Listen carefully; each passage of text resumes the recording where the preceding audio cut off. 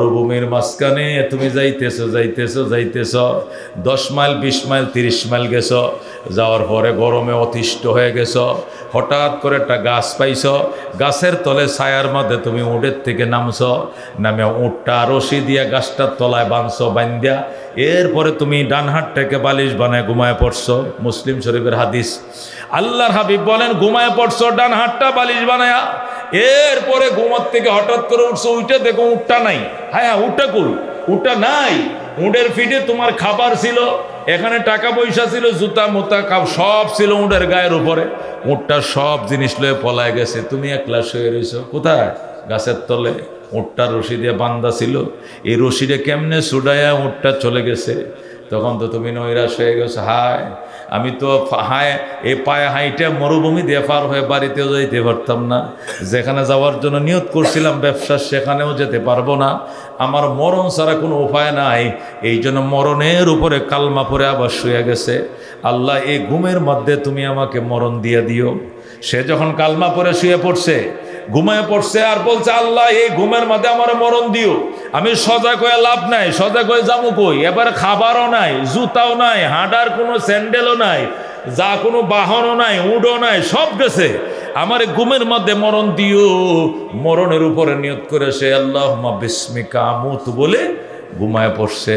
কতক্ষণ ঘুমানোর পর চোখটা খুলছে, চোখ খোলার পরে ছায়া দেখে ওই উটটা তার সমস্ত মাল সামানা লইয়া আবার হিতানে দাঁড়ায় রইছে। নবী বলেন ওই হারানো উটওয়ালা এ হারানো উটটা ফাইছে, ফায়া আবার চেক করতেছে টেয়াডি আছে না, আছে খাওয়ানের সিরা মুড়িডিয়া গুড্ডে আছে না, সব আছে, জুতাটি আসেনি, ট্যাঙ্কি বড় ভানি আসেনি, সব কিছু আছে। আল্লাহ নবী কই লোকটা এত খুশি হইছে, খুশি একো আল্লাহ তোমার কি প্রশংসা করতাম, আজকের থেকে তুমি আমার বন্দা লাগো, আমি তোমার খোদা লাগি। বেশি খুশিতে আনন্দে উল্টা কইলেছে, কি কইলেছে? স্পিরিটে উল্টা কইলে আল্লাহ কি প্রশংসা তোমার করতাম, তুমি আমার বন্দা, আমি তোমার খোদা। আল্লাহকে বুঝছি পাগল, তুই বেশি খুশিতে উল্টা কইছো যে গুনাহ লিখতাম না, ধরে আল্লাহু আকবার। নবী কই পাগল হারানো উটটাকে পাইয়া যে খুশি হইছে। আল্লাহর কোন ফাফি বন্দা আল্লাহ দুয়ার থেকে হারায় গেলে আল্লাহ চিনে না, নবী চিনে না, নমাজ রোজা চিনে না, রোজা রাখে না, দাড়ি রাখে না, এ হারানো বন্দা অনেক দিন পরে যখন ওয়াজ বয়ান শুনিয়া আবার আইসা আস্তাগফিরুল্লাহ ওয়া আতুবু ইলাইহি, আল্লাহ গো বুঝতে পারি নাই, নফস শয়তানের ধোঁকায় পরে অনেক গুনাহ করছি, তুমি মাফ করে দাও। নবী কো আমার আল্লাহ ওই উট খাওয়ান্না বেড়াতে আরো বেশি খুশি হয়। জোরে কোন আল্লাহু আকবার। আল্লাহ রাব্বি সাল্লাল্লাহু আলাইহি ওয়াসাল্লাম ইরশাদ করেন, বনি ইসরায়েলের এক লোক সে অনেক গুনাহ করছে, এমন গুনাহ করছে সে নিজেকে এই এলাকার মধ্যে ভয়ঙ্কর পাপী মনে করে। আল্লাহু আকবার। খুনে করছে 99টা। কটা? 99টা শুধু খুন করছে, রে সই হাদিস আছে মুসলিম শরীফে। 99টা খুন করার পর তার মন নরম হয়েছে, হায় হায় হত্যাকারী জাহান্নাম ছাড়া উপায় নাই। এই জন্য সে বাইরে হয়েছে তওবার জন্য। কই বেরিয়েছে? তওবার জন্য খুদ খুঁজতেছে। কয়েকজন আল্লাহওয়ালা লোক কই পামু? কই আল্লাহওয়ালা লোক এটা একমাত্র মুন্সিহাট মসজিদের বড় হুজুরের কাছে যান, না হইলে বাল্যে যান গা এমদাদ শাহ হুজুরের কাছে, নাইলে কই যাবেন? একখানা যান বড় একজন বুজুর্গ আছে, না হইলে শাওলা বিশ্ব হুজুরের কাছে যান না, হুজুর তো মারা গেছে, দ্বিতীয় হুজুরের কাছে যান। কি আছে? যে কোনো একজন আল্লাহওয়ালার নাম বোঝে, সে ওই আল্লাহওয়ালার কাছে যাইতেছে। আল্লাহওয়ালার কাছে গেছে, কয় আমার একজনে ফাটাইছে, আপনার কাছে আইসি, আমার জীবনে এত পাপ করছি, আল্লাহ মাপ দেয় কিনা জানি না, আমি তোবার জন্য আইসি। কি পাপ করছো জীবনে? পাপ মানে এটা গুণ্য শেষ করতে পারতাম না। কয়েকটা বড় বড় পাপের কথা কয়। 1 নম্বর বড় পাপ হইলো আমি 99টা খুন করছি, মার্ডার করছি, মানে কুবায়া কাটছি। মনে করেন মানুষ খুন না করলে আমার বাতেই ফেটে যাইতো না। একটা মানুষ মাইরিয়া বড় মনে হয় 1 গাবলা ভাত খাইছি, এছাড়া আমার 2 নলা ভাত ফেটে যায় না। এটা ছিল আমার নিশা।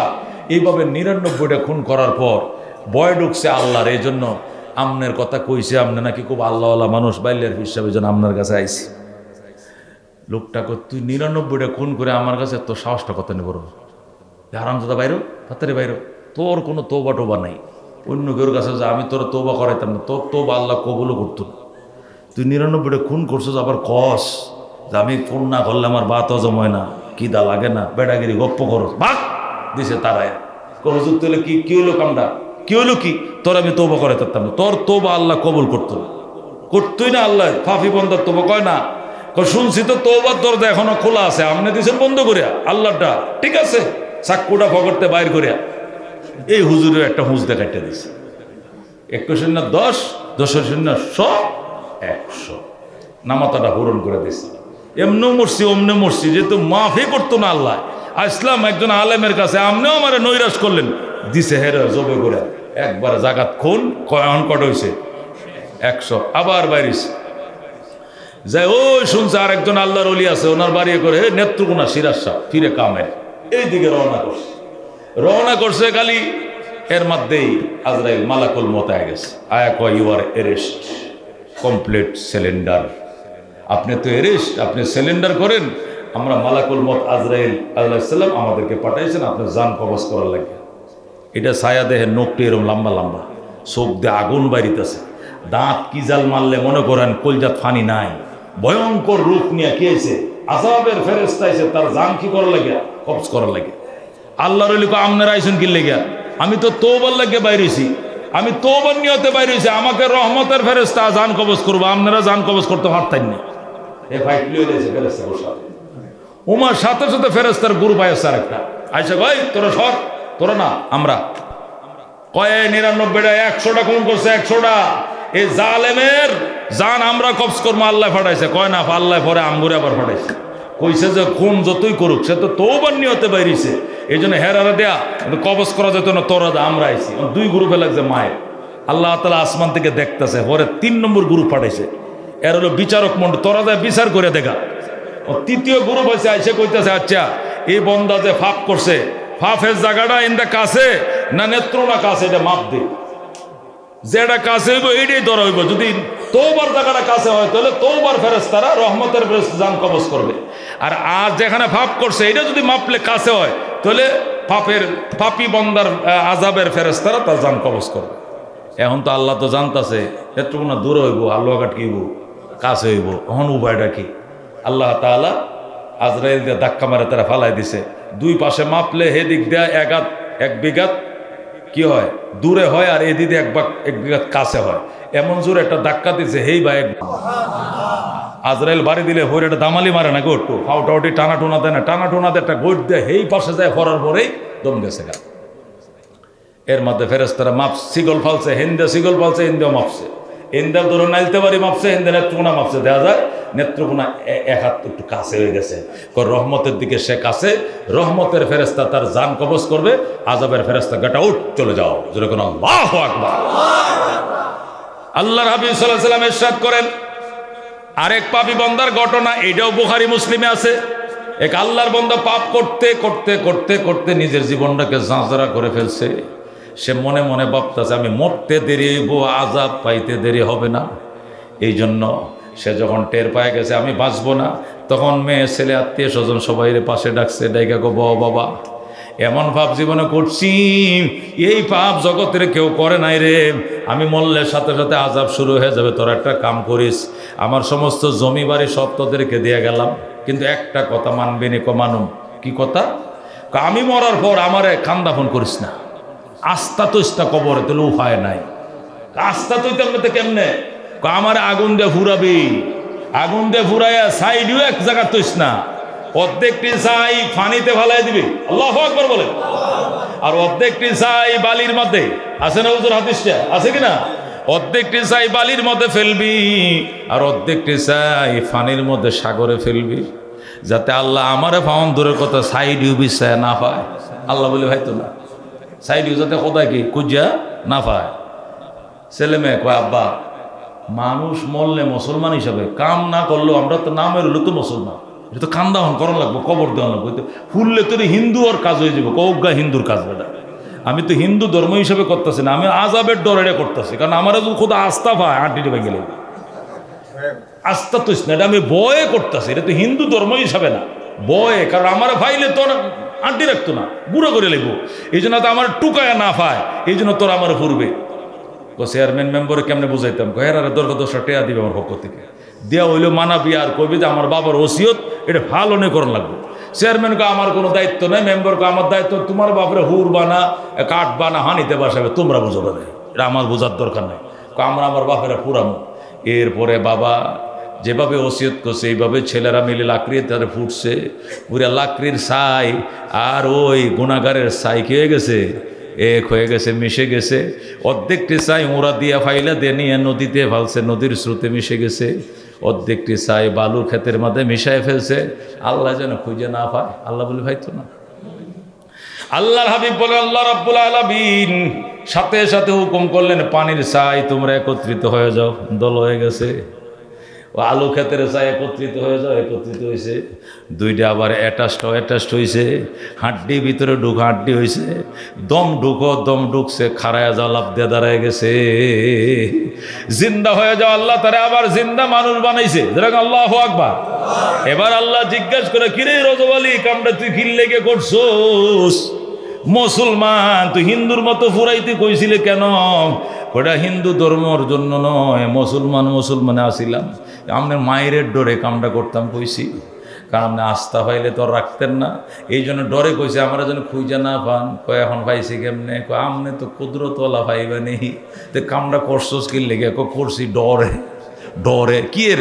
আপনি আজাবের ডরে, আপনি যে এরকম শক্তিশালী আজাবের মালিক, এটা দুনিয়ার আর কেউ মালিক না। আল্লাহ কত এটা তোর বিশ্বাস আছেন, পাপ করলেও কিন্তু বিশ্বাস আছেন ঠিক মতো। আল্লাহ কয় যা, তোর এই বিশ্বাসের কারণে তোর জীবনের গুনাহ মাফ করে দিলাম। রহমতে খোদা বাহানা মে জুয়েত, আল্লাহর দয়া বাহানা খুঁজে, একটা বাহানা পাইলে আল্লাহ মাফ করে দেয়। সুবহানাল্লাহ।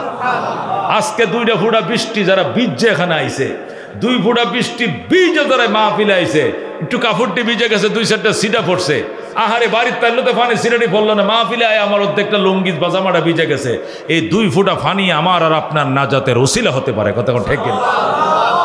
আল্লাহ রাব্বি সাল্লাল্লাহু আলাইহি সাল্লাম ইরশাদ করেন, আল্লাহ রাব্বুল আলামিন ময়দানে হাসরে আল্লাহ রাব্বুল আলামিন 2 জন পাপী বান্দা, সর্বশেষ বিচার হবে 2 জনের। কয়জনের? সমস্ত জান্নাতীরা জান্নাতে চলে গেছে, জাহান্নামীরা জাহান্নামে চলে গেছে। 2টা লোক বাকি আছে। কয়টা লোক? বিচারের জন্য 2টা লোক বাকি আছে। সর্বশেষ বিচার হবে এই 2 জনের। হাদিস আছে, বুখারী শরীফে হাদিস আছে, মুসলিম শরীফে হাদিস আছে। হযরত আনাস ইবনে মালিক রাদিয়াল্লাহু তাআলা আনহু, আবু হুরায়রা, অনেক সাহাবীর থেকে হাদিসটা বর্ণিত। 2টা লোকরে আল্লাহ বলবে, এই দিগা, তুই কি করছিস? পাপ করছিস। তুই কি করছিস? পাপ করছিস। তোদের আমল নামায় তো কোনো নেকি নাই, সব পাপ খালি করলি, বিনা হিসেবে তোরা জাহান্নামে দৌড় দে। যে কই দৌড় দে, একটা এমন জোরে দৌড় দিছে করে যায় জাহান্নামে ফরবো। ফরার আগে আল্লাহ ভাই কারাইছে, এত জোরে দৌড়টা যায়, মানলে এনে ফরলে উপায় আছে? কয় আল্লাহ, জন্মের পরে জীবনে একটা কথা আপনার মানছি না, এই শেষ কথাটাও যদি না মানি, মনে বুঝ দিলাম কি এই চিন্তা করছি, জাহান্নামে হলে ভরছি, তবু কথাটা মান্য দেই, তেও তো কইতে পারলে একটা কথা হলে মানছি। এই উসিলা দৌড়টা মারছি, কই যে হরতাছে এটা খেয়াল করছি না, উন্দে সন্দে দৌড় মারছি।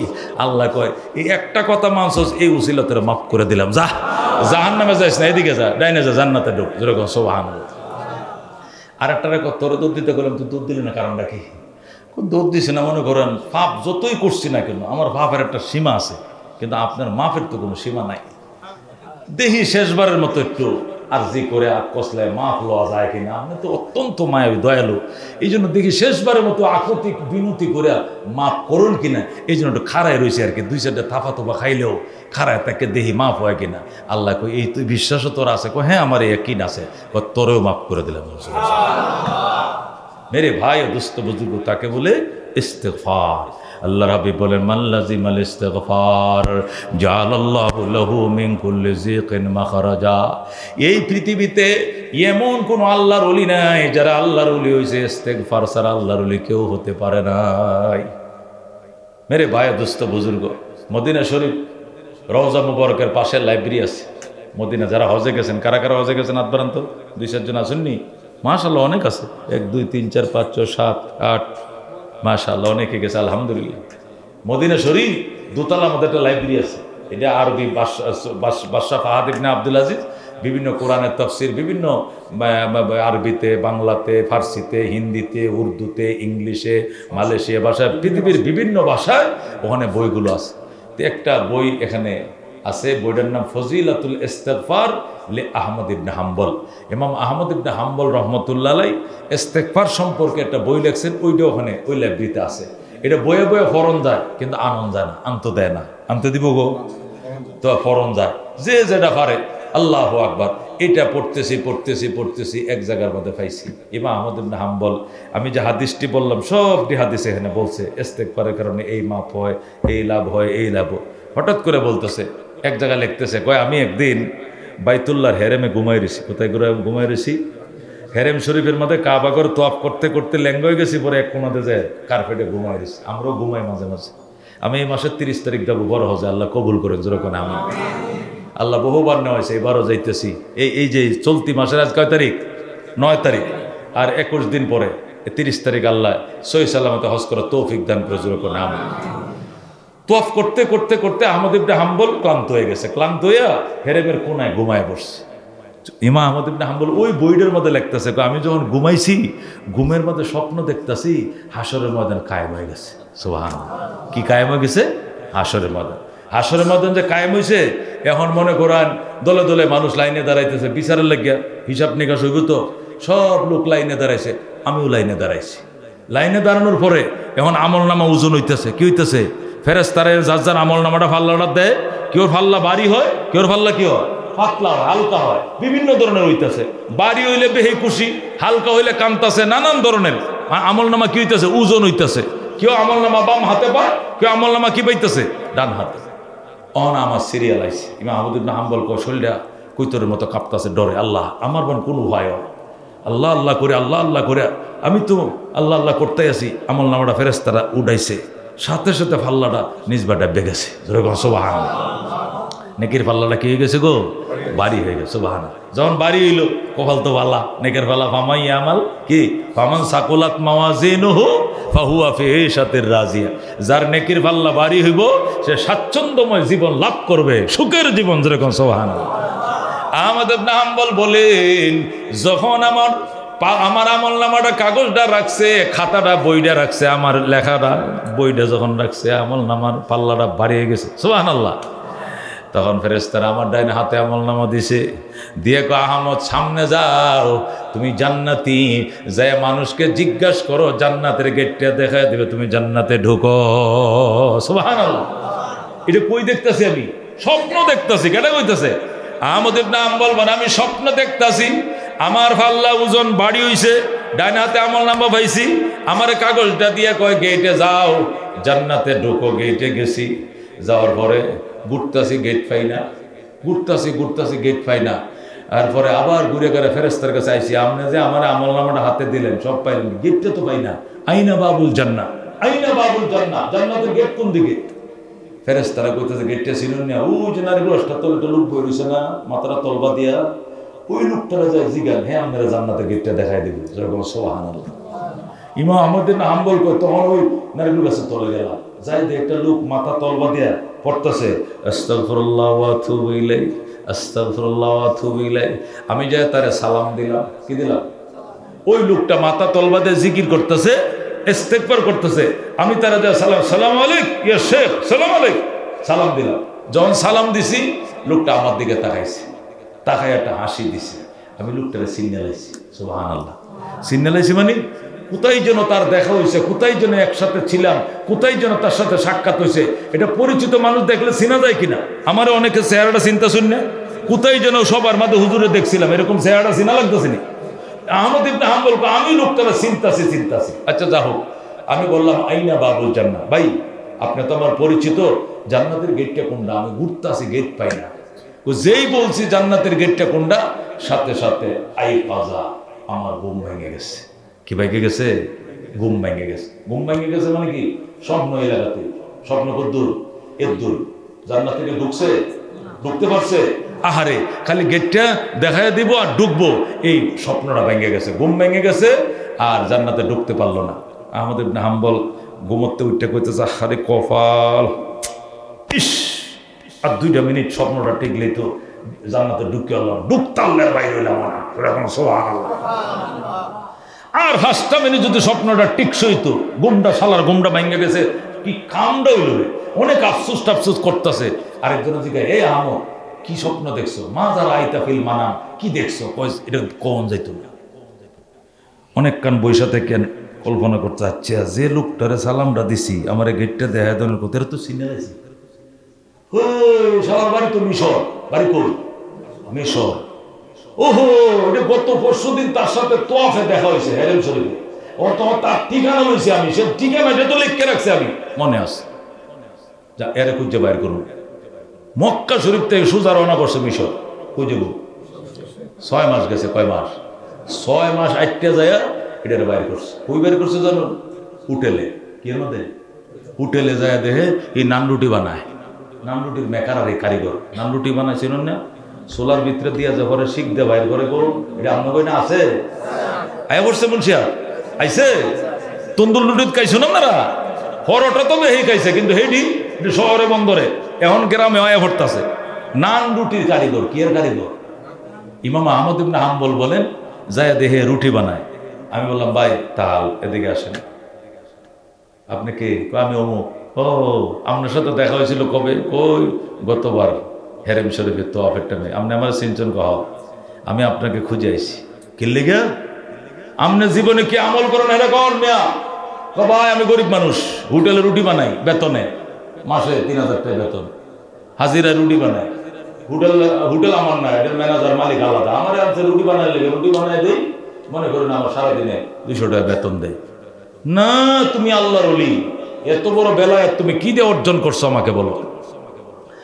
লোকটা ডাক দেখো, ভাই আমি পরে আস্তাগফিরুল্লাহ ওয়া আতুবু ইলাইহি, সুবহানাল্লাহ।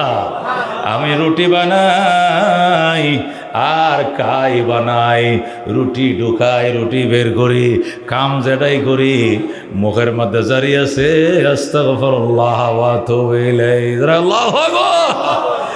আমাদের নাম বল কয় ভাই কি কি আমল করো? কয় এই আমল, আর কোন আমল নাই। নামাজ পড়ে ঠিক মতো, রোজা রাখি, রমজান মাসে হজও করছি, যাকাতও দিছি, নবীরও স্বপ্ন দেখছি, সুবহানাল্লাহ। ইমাম শাফির মাজার দেখছি, সবার মাজার দেখছি, সব বাইরে দেখছি, আমি ফেরাউনের লাশ দেখছি, সব দেখছি। আল্লাহ আমারে ইস্তেগফারের কারণে মুস্তাজাবুদ দাওয়াত বানাইছে। আমি জীবনে যত দোয়া করছি আল্লাহ কবুল করছে, একটাও মিস্টেক হয় না। যেটাই চাইছি চাইতে দেরি দিতে দেরি করে না আল্লাহ। জোরে কও আল্লাহু আকবার। হ্যাঁ স্যার, তুমি মুস্তাজাবুদ দাওয়াত কহ, জীবনে যা চাইছি আল্লাহ তাই দিছে। শুধু একটা জিনিস দেয় নাই আল্লাহ। এটা কি? আমার জীবনে বড় শখ আছিল আহমদ ইবনে হাম্বলরে দেখতাম, কারণ 40 লক্ষ হাদিস মুখস্থ এই লোকটার। এরকম একটা বড় আলেমের সাথে যদি হাত মিলাইতে পারতাম ভাগ্য আমার আছিল। কিন্তু এই লোকটার জীবনে দেখতে পারলাম না, একটা আশায় বাহিয়া ছিল, আর সব আশা আল্লাহ পূরণ করছে। আহমদ ইবনে হাম্বল আজকে এই আশাও পূরণ করছে আল্লাহ। আজকে এই আশা কেমনে পূরণ হইল? আমি তো আহমদ ইবনে হাম্বলরে দেখছি না। আহমদ ইবনে হাম্বল কা বেটা আনা আহমদ ইবনে হাম্বল, আমি তো আহমদ ইবনে হাম্বল। জোরে কোন সুবহানাল্লাহ। কি কোন আপনি আহমদ ইবনে হাম্বল? আপনি করতে আইছেন?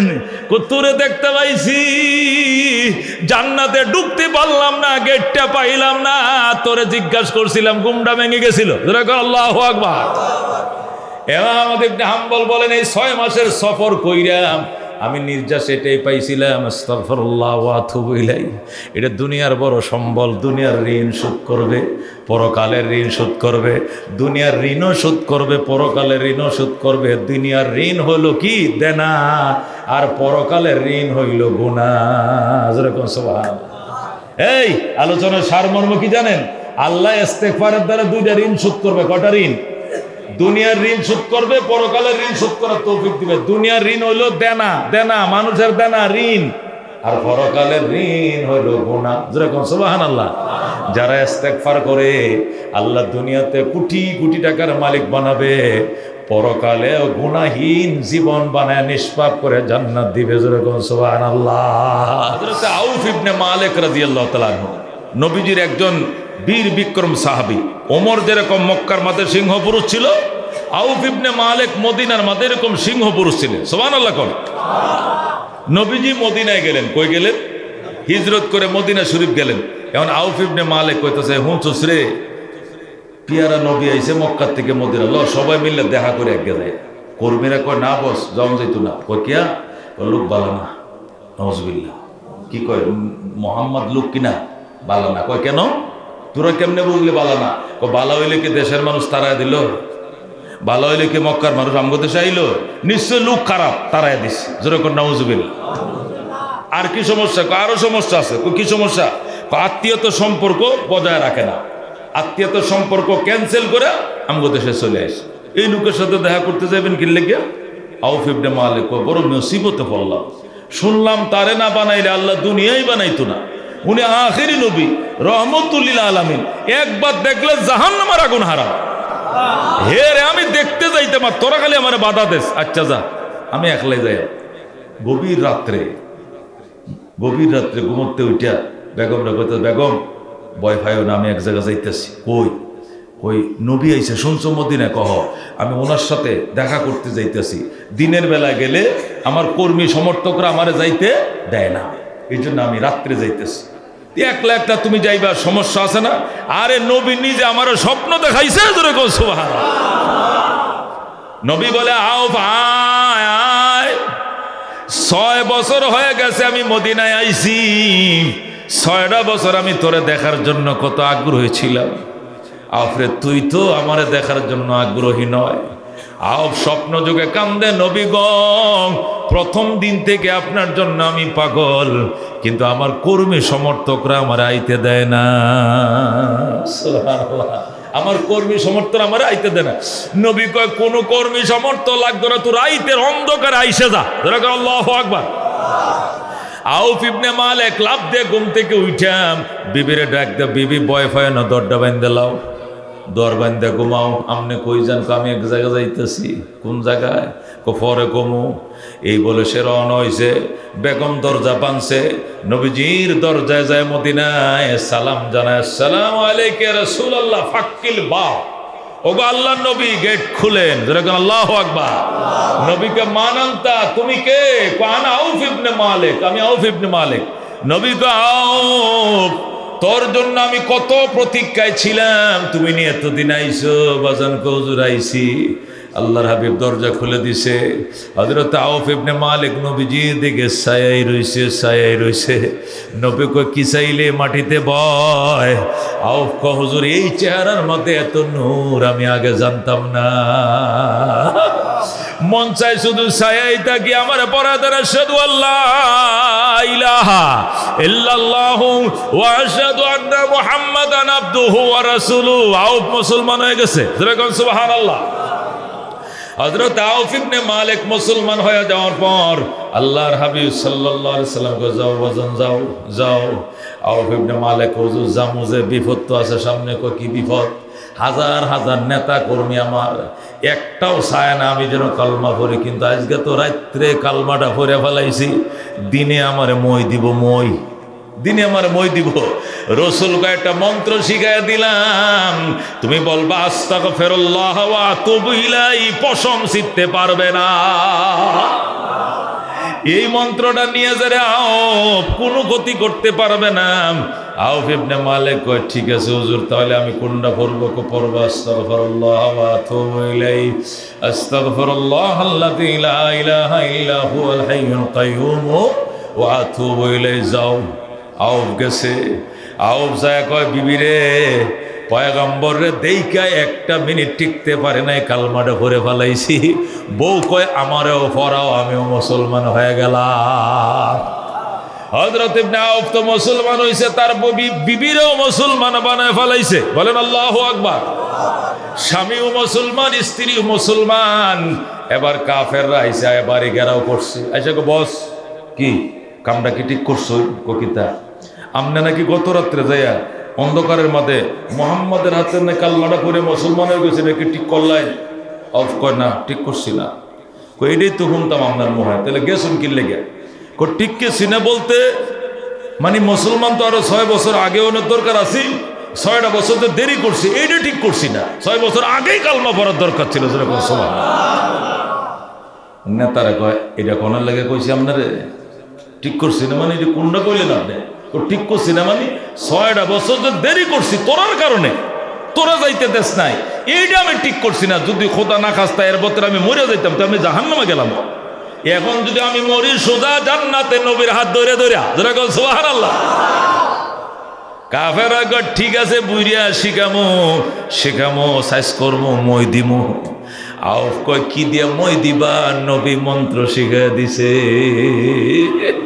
নবী কি শিখাই দিছে? মন্ত্র শিখাই দিয়ে কিচ্ছু করতে পারতি না বেটা, একটা ফসমও শিখতে পারবি না। কি মন্ত্র?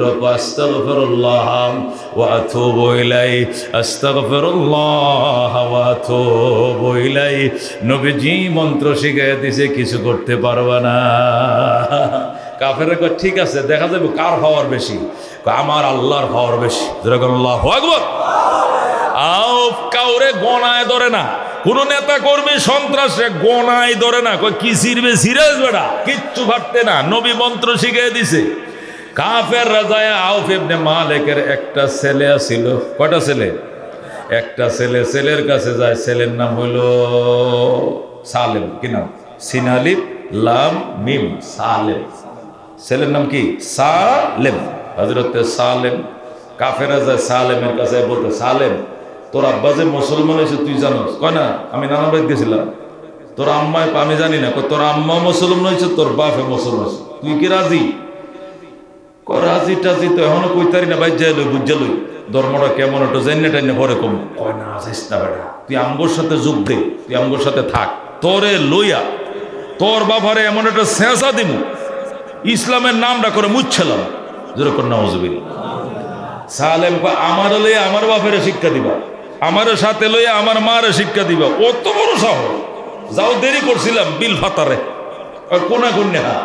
সালেম এক দৌড় দিছে, যায় গো নবী গো, ও রহমতুল্লিল আলামিন, আমারও পড়া দেন আশহাদু আল্লাহ ইলাহা ইল্লাল্লাহ ওয়া আশহাদু আন্না মুহাম্মাদান আবদুহু ওয়া রাসূলুহু। সালেম ও কালমা পড়ে মুসলমান হয়ে যায়। ফ্যামিলির সদস্য 3 জন। কয়জন? মা বাপ আর একটা সেরা, আর সেরাও নাই সেরেও নাই। বাইরটা হাততাছি ইন্দে যাবি তো লাগন লাগবো, বাইরে মাছ হেরা যাইতে না, গণজাল হাত বাম। সালেম কই নবী আমারে মন্ত্র শিখাই দিছে, আস্তাগফিরুল্লাহ ওয়া আতুবু ইলাইহি।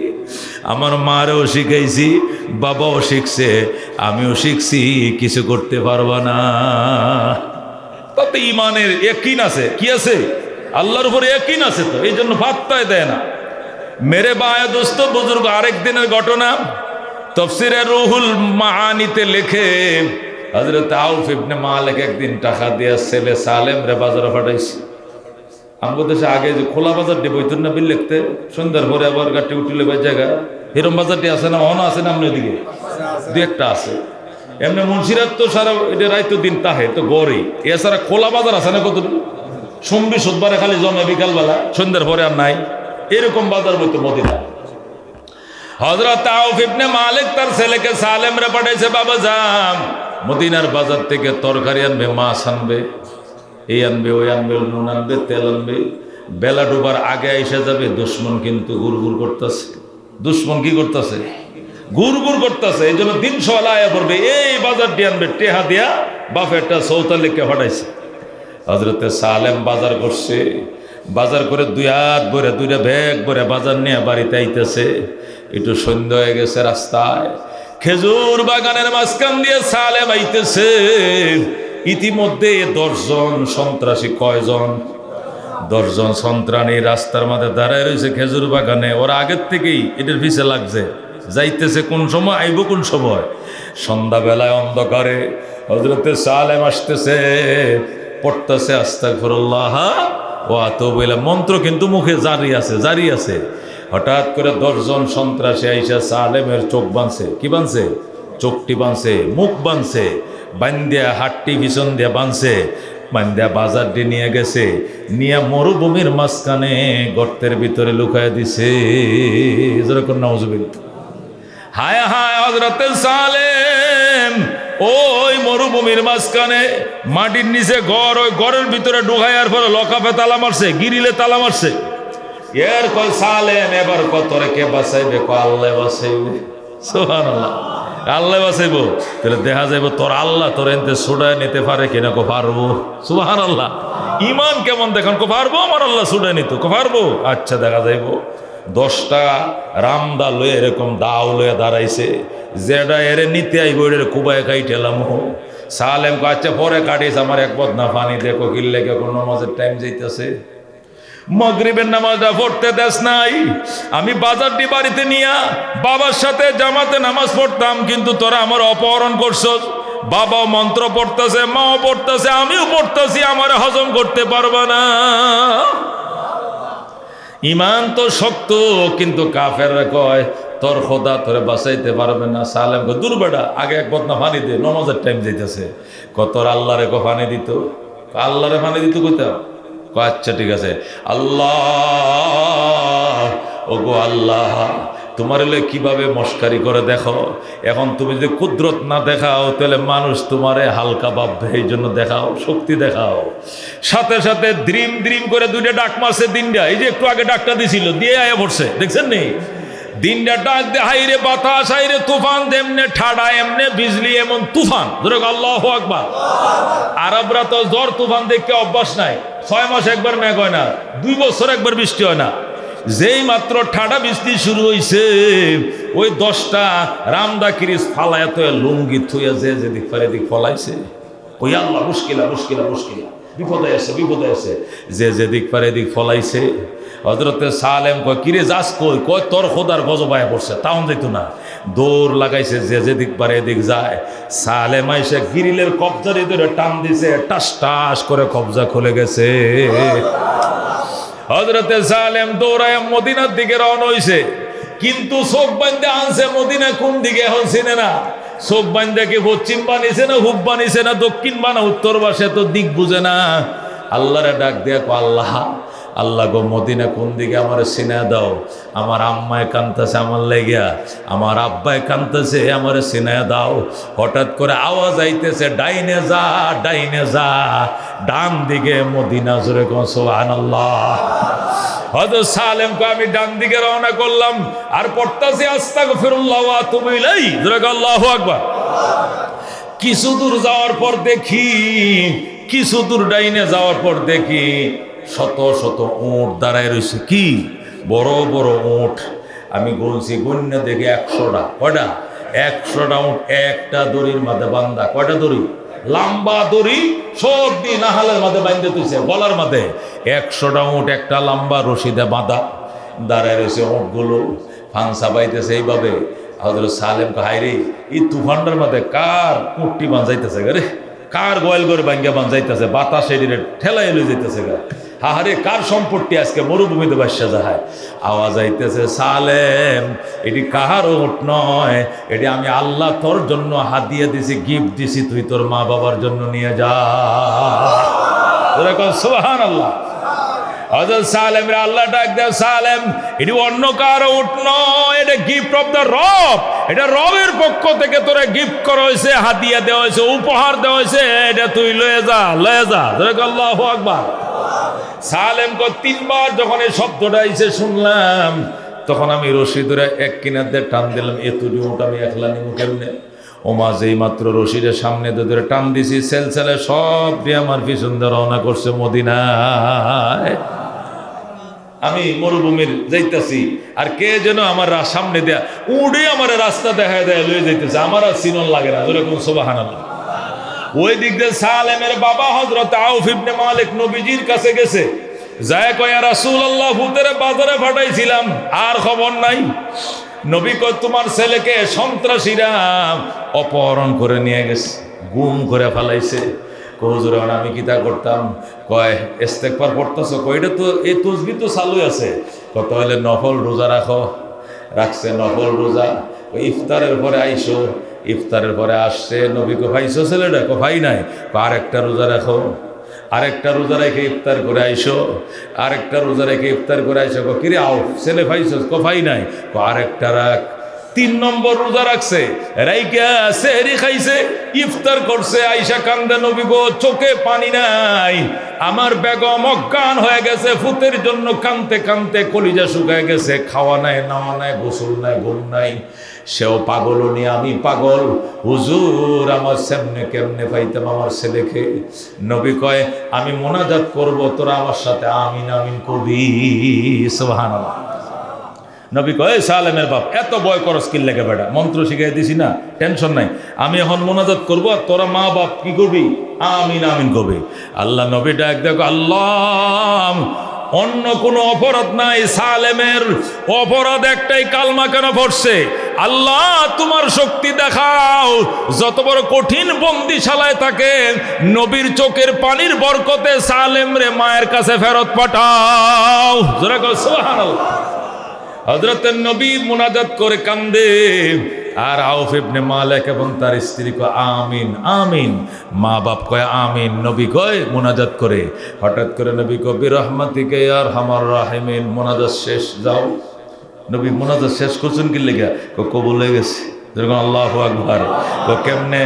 আজকে রাত্রে 12টা বাজে তোর ছেলে দরজার মধ্যে আইবো আর কইবো আম্মা দরজাটা খুলো আমি আইছি।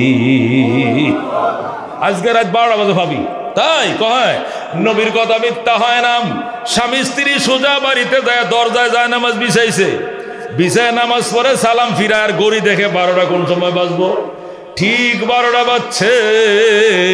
হযরতে সালেম দরজায় এসে কো মা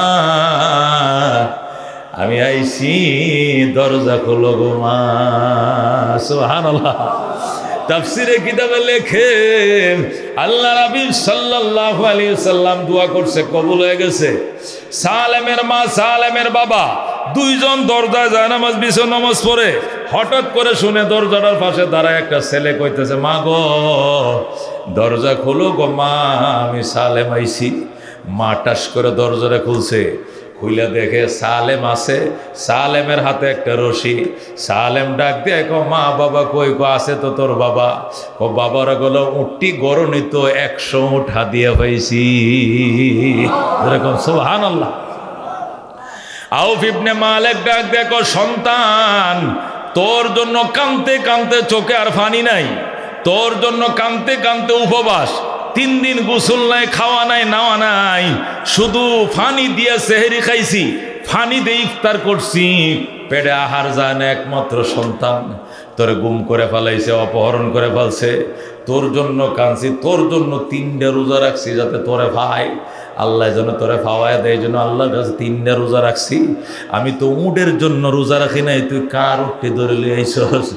মা গো কাহার উট আনি নাই, এটি আমার আল্লাহ তোমাদের জন্য হাদিয়া পাঠাইছে।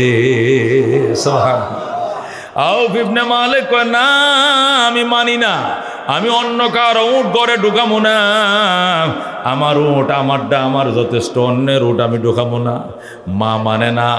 সালেম কয় না মানলে নবীর দরবারে লয়ে যাও।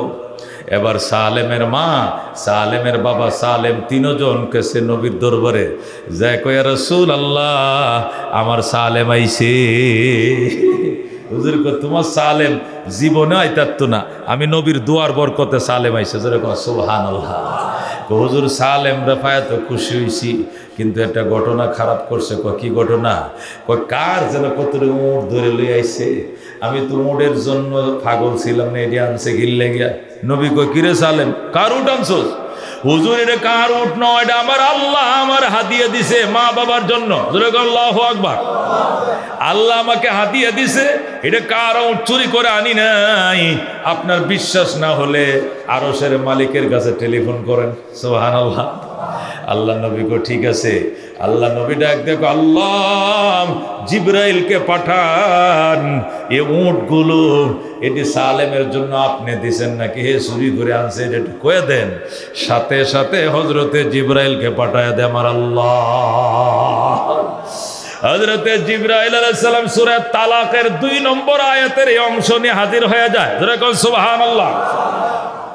জিবরাইল আইসে কইয়া রাসূলুল্লাহ হাবিবাল্লাহ কিসের দেন দরবার? কই সালেম আইসে আসার টাইমে 100 উট নিয়ে আইসে, এটা হালাল না হারাম? জিবরাইল কই এটা আমার আল্লাহ তাকে হাদিয়া দিছে। জিবরাইল রে এটা তোর কথা না আল্লাহর কথা? কো আল্লাহর কথা। কতলা আয়াত কই? কো আয়াত ধরেন ওয়ামাইয়াত্তাকিল্লাহ ইয়াজআল লাহু মাখরাজা ওয়া ইয়ারযুকুহু মিন হাইসু লা ইয়াহতাসিব ওয়া মান ইয়াতাওয়াক্কাল আলাল্লাহ ফাহুয়া হাসবু। জোরে কোন সুবহানাল্লাহ। জিবরাইল আয়াত নিয়ে কইয়া রাসূলুল্লাহ, যে ব্যক্তি আল্লাহর উপরে তাওয়াক্কুল করে, আল্লাহর উপরে ভরসা করে, আল্লাহকে ভয় করে, আল্লাহর উপরে আস্থাশীল হয়, আল্লাহ তার জন্য 2টা পুরস্কার রাখছে। কয়টা? 1 নম্বর ইয়াজআল লাহু মাখরাজা, 1 নম্বর পুরস্কার হলো তার রুদ্ধ পথ, তার বন্ধ করা রাস্তা আল্লাহ তার জন্য খুলে দিবে। সালেমরে নিয়ে বন্দি করছিল, সালেমকে নিয়ে অপহরণ করছিল, এই অপহরণের গেটের লক আল্লাহ নিজে খুলে দিয়েছে। গিরিলের কবজা আল্লাহ নিজে ভেঙ্গে চুরমার করে দিয়েছে। দুশমনদেরকে আল্লাহ ঝড় তুফান দিয়ে তাড়িয়ে দিয়েছে। এখানে শেষ নওয়ার যুকুহু মিন হাইসু লা ইয়াহতাসিব, এমন জায়গা থেকে আল্লাহ তার রিজিকের ব্যবস্থা করেছে, সেখান থেকে রিজিক পাবে। এটা সালেমের বাবা কোনোদিন কল্পনাও করে নাই। জোরে কোন সুবহানাল্লাহ। সালেমের বাবা কোনোদিন কল্পনাও করে নাই আমার ছেলেটাকে যেদিন পাবো এই দিন 100 উটও পাবো। এটা কল্পনা করছিল নাকি চাইছিল? আল্লাহ আমার হুতেরও পাওয়াও 100 উটও পাবো, এটা কইছিল? এটা আঁশের কথা তখন, এটা মুরগের কথা তখন। আল্লাহ এই দুনিয়াত কিচ্ছু লাগতো না, আমার হুত ফাইলইব। কথা ঠিক কিনা? আল্লাহ ওয়ারযুকুহু মিন হাইসু লা ইয়াহতাসিব, এমন জায়গা থেকে রিজিকের ব্যবস্থা করব, সেখান থেকে রিজিক পাইবা কল্পনাও করো না। যারা কোন আল্লাহু আকবার। আয়াত যখন নাজিল হইছে, নবী ডাক দেয় কয় সালেমের বাপ তুই কই? কওজুর আমি আছি। তুই কি উঠটি নিতে না? কই কিলে এমনি কইতেছেন কিলে গা? কই তুই না নিলে উঠটি ব্যক্তি আমি নেমগা। আল্লাহু আকবার। নবী কো তোর যদি পছন্দ না হয় তোর হুতে কার উঠটি আনছে? আল্লাহ কইছে এটা আল্লাহ গিফট দিছে, তোর নিতে মন নাই চাইলে আমারে দেহে সব উঠ আমি নিয়ে নিয়ে হুজুরে কোন সুবহানাল্লাহ। সালেম কই ইয়া রাসূলুল্লাহ অর্ধেকটি 50টা আপনারে দিয়ে দিলাম। আল্লাহু আকবার। আর 50টা আমার বাবা মারে দিলাম, আর 50টা ওটা আপনাকে দিয়ে দিলাম। আল্লাহর হাবিব সাল্লাল্লাহু আলাইহি সাল্লাম বলেন আমাকে অর্ধেক দে, তোর মা বাপের অর্ধেক দে। কিন্তু তোর মা বাপ যে এত চালাকিটা করলো, মন চাইছিল একটাও না দিতাম, ব্যক্তি আমি খাইতাম। সুবহানাল্লাহ। মেরে ভাই দোস্ত বুজুর্গ, একে বলে ইস্তেগফার। এই জন্য আল্লাহর হাবিব সাল্লাল্লাহু আলাইহি সাল্লাম হাদিস শরীফে ইরশাদ করেন মান লাজিমাল ইস্তেগফার, যে ব্যক্তি ইস্তেগফারকে আঁকড়ায় ধরবে তার জন্য 3টা পুরস্কার। কয়টা পুরস্কার? 1 নম্বর পুরস্কার হলো জাআলাল্লাহু লাহু মিন কুল্লি যিকিন মাখরাজা। 1 নম্বর পুরস্কার হলো আল্লাহ তার সমস্ত সংকীর্ণ পথ খুলে দিবেন। এটা বোঝানোর জন্য একটা আয়াতের তরজমা শানে নজুল বোঝাইলাম, একটা আয়াতের তাফসির বোঝাইলাম। 2 নম্বর ওয়া মিন কুল্লি হাম্মিন ফারাজা, এবং সকল দুশ্চিন্তা থেকে মুক্তি দিবেন। যত দুশ্চিন্তা হতে পারে, এই দুশ্চিন্তা মামলা একটাতে উঠছে আরেক মামলা দিয়ে দিছে, একটার হাজিরা দিয়েছে আরেকটা মামলা দিয়ে দিছে। আইরে ছেলে অসুস্থ, মেয়ে সিজার হবে, বিয়ের মারা গেছে, জানাজা দেওয়া লাগবে, ছোট ভাইটা বিদেশের মধ্যে অসুস্থ, একটার পর একটা দুশ্চিন্তা। আল্লাহ ওয়া মিন কুল্লি হাম্মিন ফারাজা, সকল দুশ্চিন্তার থেকে আমি আল্লাহ তোমাকে মুক্তি দেব। ওয়ারযুকুহু মিন হাইসু লা ইয়াহতাসিব, 3 নম্বর পুরস্কার তোমাকে এমন জায়গা থেকে রিজিকের ফয়সালা করব, সেখান থেকে রিজিক পাইবা, এটা কোনোদিন কল্পনাও করো না। এজন্য আল্লাহু আকবার। এ জীবনে না করিলাম বন্দিগি, গুনাহ করে কাটাইলাম জিন্দগি, তওবা করে আবার তওবা ভাঙ্গিলাম, অবশেষে খাঁটি তওবা করিলাম। তুমি যদি মাফ না করো আল্লাহ বান্দারে, বলো তোমার বান্দা যাবে কার কাছে। যেরকম আল্লাহু আকবার। এই জন্য মেরে ভাই দোস্ত বুজুর্গ ইস্তেগফার নবী বলেন শোয়ার টাইমে কেউ যদি বলে আস্তাগফিরুল্লাহ আল্লাযী লা ইলাহা ইল্লা হুয়াল হাইয়ুল কাইয়্যুম ওয়া আতুবু ইলাইহি, তিনবার। কয়বার? তিনবার যদি পড়ো গো, তোমার গুনাহ যদি হয় সমুদ্রের ফেনা বরাবর মাফ। যেরকম আল্লাহু আকবার। তোমার গুনাহ যদি হয় মরুভূমির বালি কণা বরাবর, তাও মাফ। আল্লাহু আকবার। এরপর নবী বলেন তোমার গুনাহ যদি হয় পৃথিবীর গাছের পাতা বরাবর, তাও মাফ। সুবহানাল্লাহ। তোমার গুনাহ যদি হয় সমুদ্রের ফেনা, মাফ। তোমার গুনাহ যদি হয় বালি কণা, মাফ। তোমার গুনাহ যদি হয় গাছের পাতা বরাবর, তবু মাফ। জোরে কান সুবহানাল্লাহ। এই জন্য মেরে বায়া দোস্ত বুজুর্গ ইস্তেগফার ছাড়া কোনো আল্লাহর ওলি হতে পারে নাই। কোনো জান্নাতি মানুষ জান্নাতের খাতায় লেখাইতে পারে নাই নাম। আল্লাহ হতে পারে নাই ইস্তেগফার ছাড়া। আস্তাগফিরুল্লাহ আল্লাযী লা ইলাহা ইল্লা হুয়াল হাইয়ুল কাইয়্যুম ওয়া আতুবু ইলাইহি গভীর মন থেকে যদি কেউ পড়ে, নবী কো আল্লাহ তারে এমন নিষ্পাপ বানাবে যেমন নিষ্পাপ করে তার মা তাকে জন্ম দিয়েছিল। সুবহানাল্লাহ। তার মা তাকে যেরকম নিষ্পাপ জন্ম দিয়েছিল, ইস্তিগফার করার কারণে আল্লাহ তার এমন নিষ্পাপ বানায়। তাইব মিনাজ জামবে কামাল্লা জাম্বালাহ, তওবা করে, অপরাধ করে যদি তওবা করে, আল্লাহ এমন নিষ্পাপ বানায় যেন সে জীবনে গুনাহ করে না। বলেন সুবহানাল্লাহ।